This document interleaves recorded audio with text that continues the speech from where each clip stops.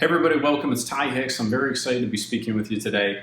And today what we're going to be covering is the number one biggest myth that is literally keeping people who are experiencing depression or anxiety depressed and anxious. And it's something that we've got to call out there, and it's a myth that people either love me or hate me for. But you know, if you're struggling, it may be a little bit tough to swallow at first.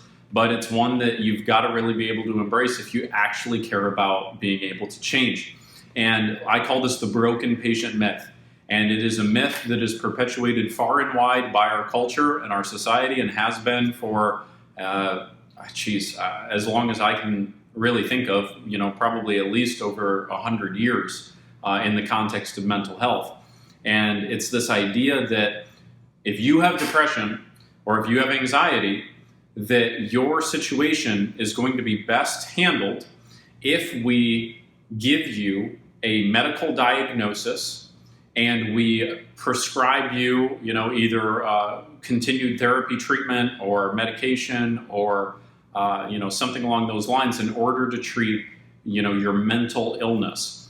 And the idea that people have permanent disorders is really the crux of what the myth is. And the reason why this is dangerous, I want to be very clear about. Now, first of all, before I get into why this is incorrect, let me be very clear, because this is usually right where I lose people, and I want to make sure I am incredibly specific about what I'm saying here. I am by no means saying that depression or anxiety are not real experiences. I'm not saying that they are choices. I'm not saying that they're not painful. I'm not saying that what people are going through is not difficult. It is. All those things are true. It is real. It is painful. It is difficult. It's not a choice. It's something that people are experiencing and they don't know how to get out of it. Okay? All of those things are correct. So I'm not indicating that when I say that it's not a disorder or a disease, I'm not indicating that it's a choice. I'm not indicating that it's not real. I'm indicating to you that we are not serving people who have depression and anxiety by giving them a label. Let's just say, generalized anxiety disorder or clinical depression or bipolar disorder. I mean, we come up with new disorders every single freaking year, right? I mean, it becomes ridiculous to the point that we're giving people labels. And the problem with that is when you tell somebody, hey, you have generalized anxiety disorder, they now take that and they go, wow, okay, that explains a lot. And all of a sudden now they have assimilated a belief about who they are. They now have not just, come to you with a problem that needs to be dealt with and turned around, but most therapists or doctors are now giving those individuals a label that person now assimilates into their identity. And what I can tell you is that as you see yourself, so you will behave. If you believe that you have clinical depression, have always had it, always will have it, then you always will. The nature of belief is such that when you develop certainty about something, you preclude yourself from being able to experience any other experience outside of your belief. To put that in different terms, if you believe that you're going to be depressed for the rest of your life, then that's exactly what's going to happen. Okay? The nature of mental illness is one in which it is very sensitive to the beliefs about the mental illness. So if you believe that this is something that is always going to be with you to some extent or another, you're right. You're absolutely right.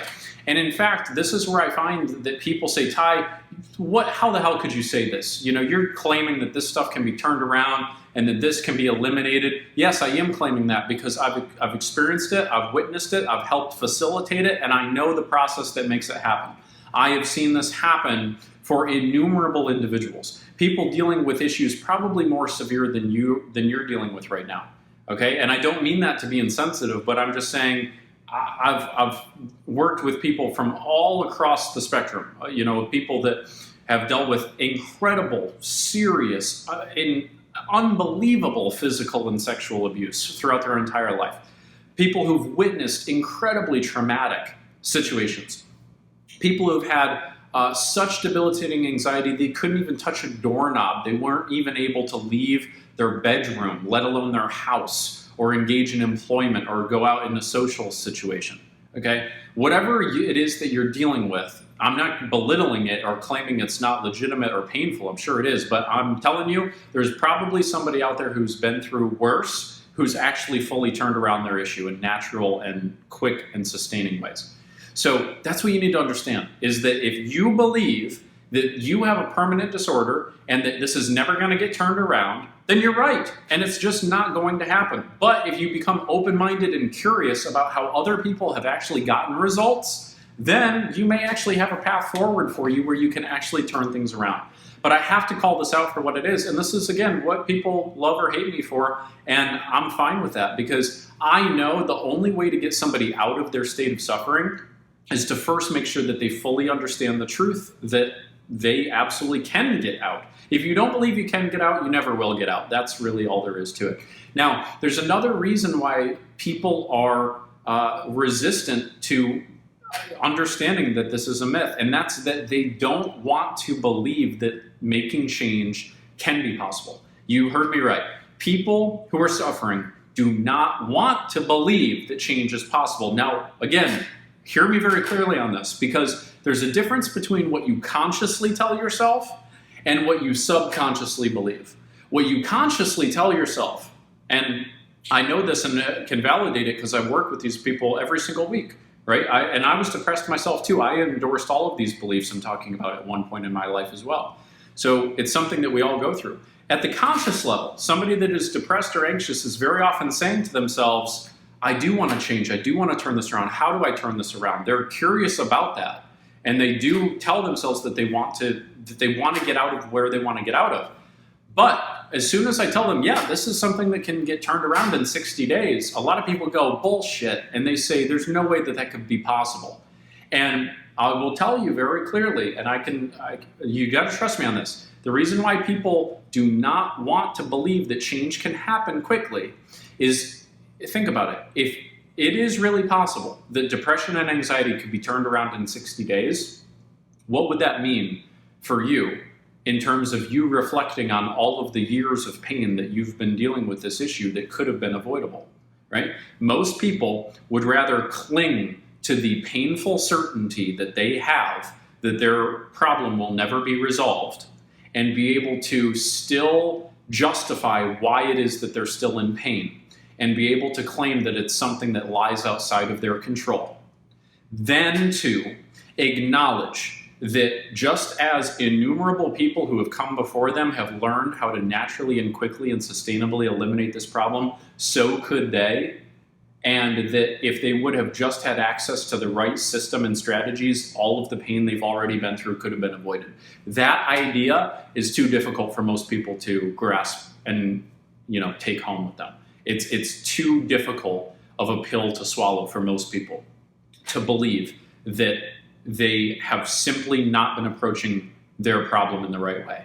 Now, a lot of people at this point say, Ty, you don't even understand. How could you say these things? How could you look me in the face and say that I don't have a disorder and that this can be turned around in 60 days? You have no idea who I am. You have no idea how hard I've tried. You have no idea how much stuff I've tried to try to eliminate this. Bullshit. And I say to you, I'm sorry that you have been running in the wrong direction for the long time. If you want to go west and you run east as fast as you possibly can, it doesn't matter how hard you try, you're never going to get the right results. If you have been implementing the wrong methods and the wrong perspective and the wrong belief system around your issue, you're not going to get results, and that's all there is to it. So those of you who know me know that I call it like I see it, and I'm going to give you the tough love that I think you need, because I'm hoping it will actually give you a kick in the ass to actually do what you need to do to actually make the changes you need to make and that you deserve to make. So my real challenge to you is, are you in a state of mind where you really have come to believe that your depression or your anxiety is something you are always going to have? Or the person that is your son or your daughter or your wife or your husband or your loved one or your coworker? Because if you're coming from that philosophy, you are arbitrarily putting yourself or them in a box. And so long as you do that, they will never be able to break free from that box. That's really all there is to it. I'll give you a little metaphor. It's a silly one, but I think it'll work for you. At the circus, there are elephants. And what they do with the elephants when they're very small, when they're children, is they tie their trunk around a little stake, just a small little stake in the ground. And when the elephant is small, they tug against that stake and they tug against it and they tug against it, and they're not able to break free from it. So all of a sudden they come to the belief that they can't take that stake out of the ground. And now, if you look at a large adult elephant, that's exactly the same way that they keep those elephants in place, is they just tie their trunk to a little stake in the ground. And that elephant could tear the entire circus apart if it really wanted to. But because it has developed certainty that their problem cannot be eliminated because they have tried and failed so many times at doing the wrong thing, they all of a sudden adopt what you probably know as a term that you learned in middle school, learned helplessness. And this is the very, very dangerous place that a lot of depressed and anxious people get themselves into, because now you're in a state where now all of a sudden you perpetually are going to live your life as a victim. You are always going to feel that you have a condition that lies outside of your control, and so long as you believe that, that's exactly what will happen. You will always be that elephant, never even bothering to tug at the stake that you could actually completely uproot from the ground. So look, I understand that what I'm saying to you today might be a little bit tough to swallow. And I was suicidal myself. Those of you who know my story, I was depressed for multiple years. I was in the middle of that. So please don't mistake my assertion of the facts as being insensitive of your pain. I have absolute complete sensitivity for your pain and compassion for you. And that's exactly why I know I need to give you the splash of cold water on your face that you may need today. And that is that your problem is solvable, almost fully guaranteed it's solvable and can be solved in a very short period of time. The problem is you haven't been approaching it with the right belief system and with the right strategy. And if you continue down this road, you're never gonna make it happen. The simple solution is get access to the 5 simple steps, apply them consistently over 60 days, and you'll be able to join the other testimonies, of the people who've implemented those processes who've actually turned around the issue. So it's something that can absolutely be done. If you'd like to start a conversation with us about how that might, be a journey that you could chart out for yourself, I'd love to set up a free call with you, with either myself or a member of my team. Please, comment below. Let me know what your thoughts are on this. Have you ascribed to the identity that you are a depressed person, and has that kept you constrained in your ability to actually turn this issue around? If so, please let us know and we'd love to help you out. You're never going to be able to solve this unless you understand how to uproot this from the source, which is being able to identify, interrupt, and replace the subconscious habituated patterns of depression and anxiety. That's what is the real source of this issue, not some sort of, incredible, disease that you're going to have for the rest of your life. It really comes down to subconscious conditioning. If you can learn how to take control of that, it'll never be something that is ever going to have control over you ever again. So if you want to start that conversation, please reach out, comment below. I'd love to hear your thoughts, and I'd love to be in touch with you and serve you any way we possibly can. I look forward to talking to you soon. Take care.